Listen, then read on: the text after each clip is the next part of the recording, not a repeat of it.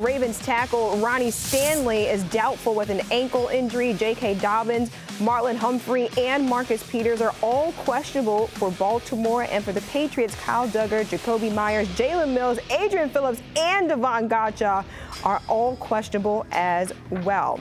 That's where we begin the Daily Thread. We've got Phil Perry, Bert Breer, Sports Illustrated here with me now. And Phil, I'm not going to lie, I look at that injury report and the questionable on the defensive end of the ball, and I'm just thinking, okay, defense is where the Patriots really needed to kind of level up, especially going against a Ravens team that scored 38 points just last week and that lost to the Dolphins. But how are you expecting the Patriots to approach this game on Sunday? Well, you have to try to contain Lamar Jackson. That's the buzzword, is contained in that Patriots locker room this week. And the way they usually do that, and this will be part of the plan on Sunday, is crush rush, Amina. So that means you take your blockers and you try to walk them back. You use your power, if you're Christian Barmore, Matt Judon, Devon Gotcha, and try to collapse the pocket around Lamar Jackson. The issue, though, now with Lamar Jackson is, and I talked to Jabril Peppers about this, he used to see him twice a year when he was playing for the Cleveland Browns. He said, he ain't the same player he was a few years ago. He's gotten a lot better. So, Bert, if you want to crush rush, that's great, but you better get to him,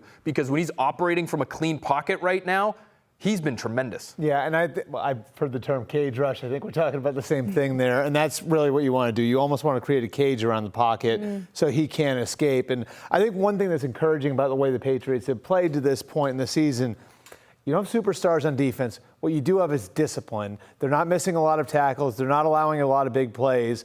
And those sorts of things, even against quarterbacks who are more stationary, and Tua and Mitch Trubisky over the first couple of weeks, like, those things can carry over. If you're tackling well, it'll show up against a quarterback like this. If you're playing with discipline, it should show up against a quarterback like this. And then also Jakobi Meyers on the injury report as well. How concerning is that, Phil, especially with how he's performed through the first two games? I think the fact that he was out there, practiced in a limited fashion today, and he's just questionable, he's not already out, is a good sign. He missed the first 2 days of practice. Usually that doesn't bode well for your availability on Sunday. If he's even at all limited, Amina, I think it hurts them, especially in critical situations. On third down, he's the guy. He is Mr. Dependable, and he's been dealing with this really since the preseason game in Vegas. It looked like he maybe re-aggravated it in Miami. So he has been hampered by this to an extent, and yet, Bert, still he's the most productive receiver, and he has been Mac Jones's security blanket really the last 2 weeks. There's no question. I almost feel like, and there are certain things I think sometimes the quarterback does to send messages with the ball and where they're going with the ball. And I do think in a lot of cases we've seen how much Mac trusts Jakobi Meyers. He's sending that message with where he's going with the ball. If they don't have Jakobi Meyers out there, it has to be Kendrick Bourne, because that's the other message that Mac Jones is sending with the ball. When Kendrick Bourne gets in the game, it's taken, less than 2 snaps for him to go to Kendrick Bourne, right? And so I think that's the replacement in this case, where, look, there are some things that Devontae Parker and other guys can bring to the offense, Nelson Aguilar. To me, Kendrick Bourne is a prototype Patriot receiver. And in these sorts of spots, that's why he goes to Jakobi Meyers. He goes to Jakobi Meyers because he brings a lot of what the slot receivers over the years have brought, and I think Kendrick Bourne has a lot of those traits. Yeah, I think a lot of people are still waiting to see Kendrick Bourne out there on the field, at least a little bit more than he has in the first 2 weeks. All right, moving on, the quarterback on the other sideline. We all know Lamar Jackson is a running threat, but he's turned himself into a dangerous passer as well. He's third in the NFL in passer rating behind just Patrick Mahomes and Josh Allen. Jackson is 1-1 against the Patriots in his career, but hasn't played against them since 2020. We talked about his improvements, Phil, out there on the field, and improvements really when you talk about Lamar Jackson throwing the ball. But where has he improved the most in your eyes? I think it's his ability to work from a clean pocket and be effective down the field. Just being effective from a clean pocket is great, but if you're dinking and dunking, you're not as explosive as the Ravens are this year, where they are pushing the ball down the field more than any team in the NFL. His average yards per throw this year is 12 yards. He's leading the league in that regard right now. And I've talked to Patriots defensive backs this week, Bert, who say it's pretty clear.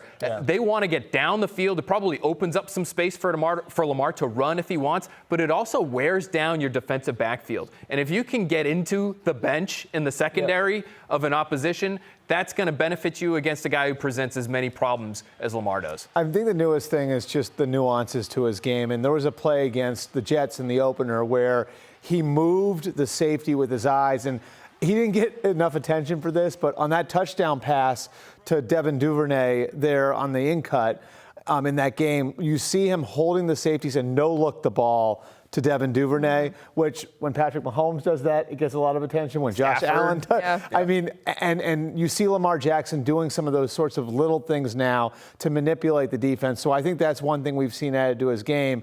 You know, and then I think as the Ravens have gone on, there are more skilled players that are fit to what Lamar does. And so one of the things that's going to happen when Lamar Jackson's out there, the safeties are going to move up. He's got the tight ends now and guys like Mark Andrews and Isaiah Likely to kind of push those safeties back, and the guys on the outside to make you pay for creeping up on him in the run game. I'm not going to lie. I take a look at this matchup, and I automatically have the Ravens circled for this, and that's just strictly off of Lamar Jackson because he's a running threat. He's also a throwing threat right now. But, Phil, what is going to be the X factor in this matchup come Sunday? Well, to me, one thing you would like to do is be able to pressure him from up the middle, because I think if you can do that, it sort of takes away some of the rush lanes that he might get if you really try to pressure around the edge and open up some seams for him to cut through.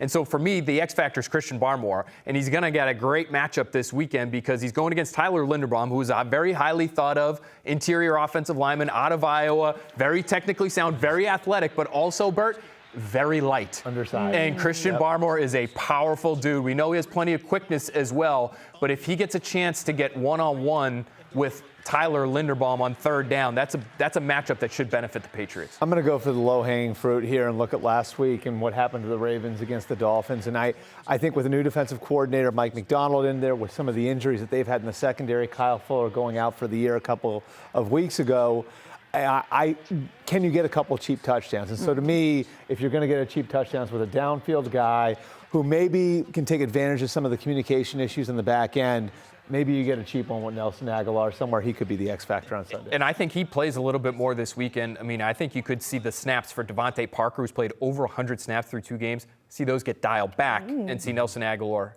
get dialed up. That's a good transition into our next segment. We're going to go to a segment called Fine Lines. Basically, which of these numbers will be higher on Sunday? Let's start with Mac Jones. Will Mac Jones have more touchdowns on Sunday, or will Devontae Parker, Phil, have more receptions? I'm going to go with touchdowns for Mac Jones. I mean, it just hasn't been trending well for Devontae Parker. I talked to him after the game on Sunday. He said our timing is just off on these 50-50 balls, these back shoulder throws that were so effective for them in camp. There are people in that building at One Patriot Place who thought Devontae Parker was one of their best players all summer. It's why he's played as much as he's played through the first 2 weeks of the season, but the timing just isn't there, Bert, and I'm not sure that's something that gets fixed week 2 to week 3. And I talked about messages that Mac Jones is sending with the ball. It seems like he's not going to Devontae Parker quite as much. He doesn't trust him quite as much as he trusts a guy like Bourne or a guy like Jakobi Meyers. All right, well, let's go to this next one. Lamar Jackson completion percentage or Damian Harris rush yards come Sunday. Phil, what are you taking? What's going to be more? Ooh, I think Damian Harris has a chance here to get up to 80-ish rushing yards, and so that's going to be Harris on this one here. Lamar Jackson will have a good game, but I don't think he's going to be completing 80% of his passes. Yeah, I'd go with you. I'd agree with that. Like, I don't think that I think the Patriots are going to be able to run the ball based on how they ran the ball at the end of the game. I think Damian Harris and Ramondre Stevenson are both playing really well right now.